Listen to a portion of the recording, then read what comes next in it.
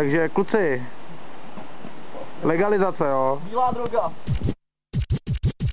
Zpěvák si myslí, že strašně jede, ale ten sál se na něj dívá se střízlivýma očima. Slyší ho úplně jinak, než on sám sebe. Vážení, já už jsem tady 3 roky kázal o Maglajzu. Nehledejte v tom žádnou vědu, víte, že jsem kdysi dávno pracoval ve Spolaně, kde se Maglajz mimo jiné pro lékařské účely vyráběl. A proto vám říkám, Maglajz je droga, naprosto nepotřebná pro lezení. Je to blbismus, kdy ten hoch nebo ta dívka si prostě musí šáhnout za práši.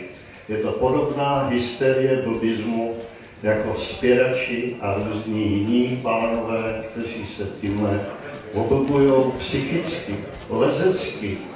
Je to úplně out. Chtěl bych říct, a abych tady nezdržoval, že horolezení a horolezcování je vlastně taková hra.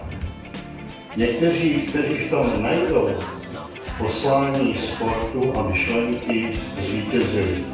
Kdo v tom hledá léčení výdráků, bude zaprášený až po uši.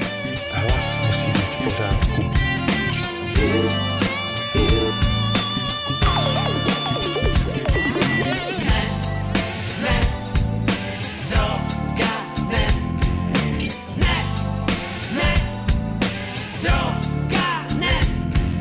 Maglajz je droga.